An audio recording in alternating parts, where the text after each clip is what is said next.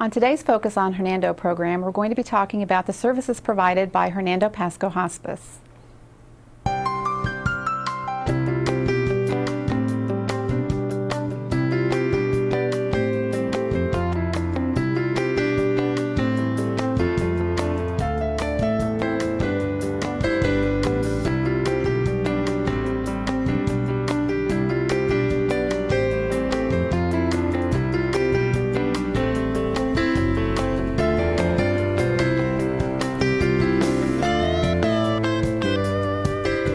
Welcome to Focus on Hernando. I'm Brenda Frazier, and my guests today are all representing Hernando Pasco Hospice, and I'd like to introduce Jane Freeman. Hi, Welcome, Brenda. Jane. Thank you. And Brenda Rosin and Laura Finch.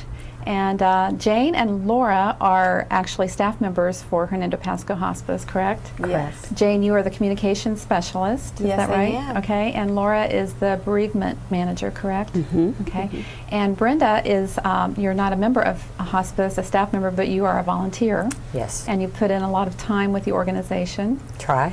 And you've been doing that for, what, about 9-10 months now? Yes. Okay. For some of the other programs, I know we have a facility right here in Hernando County, the Hospice House, where people actually, it's a residential center where they actually stay and they're cared for in the facility. Right. And then there's a new facility being built. And we have There you have a is. new CEO, Tom Barb. We're who's very just come on excited. board. We have so much going on at our hospice right now. It's been an a exciting big, time. exciting year for Tom us. Barb's been with us now how long? Just a Yes, few he months, joined right? us in July, and we're very pleased to have Mr. Barb as our president and CEO.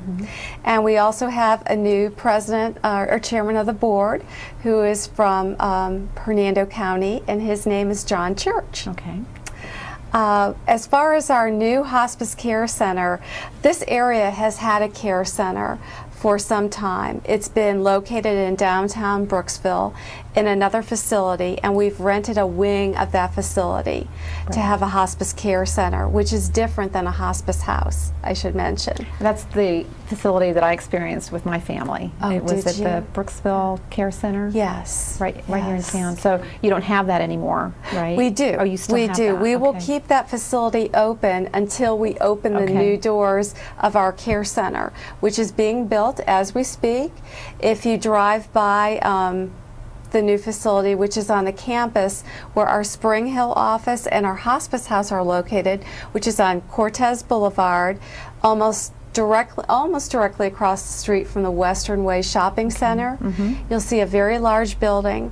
That'll be our new hospice care center. It has 3 big wings and 24 suites for patients who would like to come and spend perhaps their final days there, because the care centers that we operate are typically utilized for people who, if their disease takes its normal course, have 2 weeks or less to live. Sometimes our care centers are used as a step-down unit to stabilize symptoms in between leaving the hospital and going back to what one would consider home, whether that's a private residence, nursing home, or ALF. But the care center is actually modeled after our Marliere Hospice Care Center in Newport Richey. In addition to having 24 suites, the nice thing about it is that family members can stay overnight with their loved one, because each room has a large sofa that pulls out into a sofa bed. It's almost like a lovely hotel room with an adjoining bath.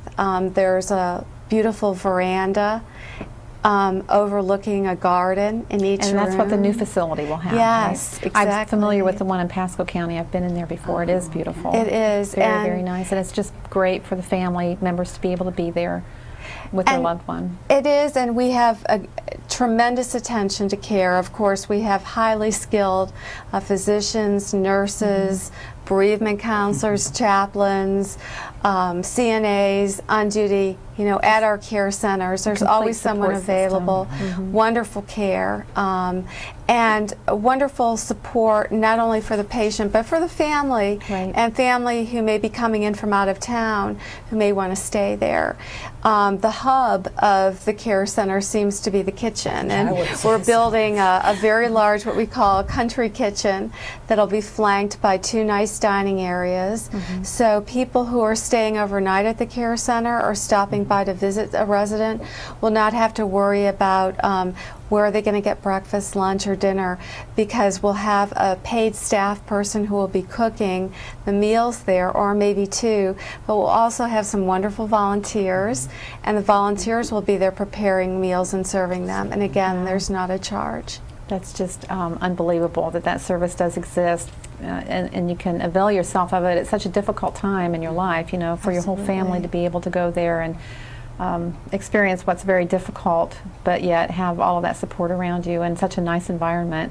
When will that facility be ready? The facility will be ready early in 2009, probably open in February or March. When the new facility opens, then we will close the existing facility in downtown Brooksville. Okay. But on one campus in Hernando County, you will have the Spring Hill team office that serves Western Hernando County, our hospice house, and a 24-suite hospice care center. However, I also want to mention that we have a hospice team office on Broad Street in the eastern part of Hernando County. And that team office is very vital to Hernando County, because last year alone we served over 1,700 residents of Hernando County who had a life-limiting illness.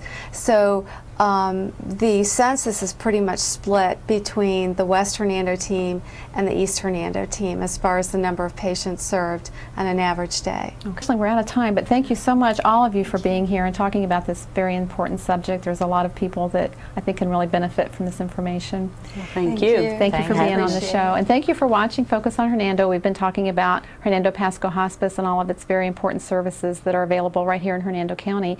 If you would like more information about the program, you can call us at Government Broadcasting at 540-6777, and we'll see you again next time.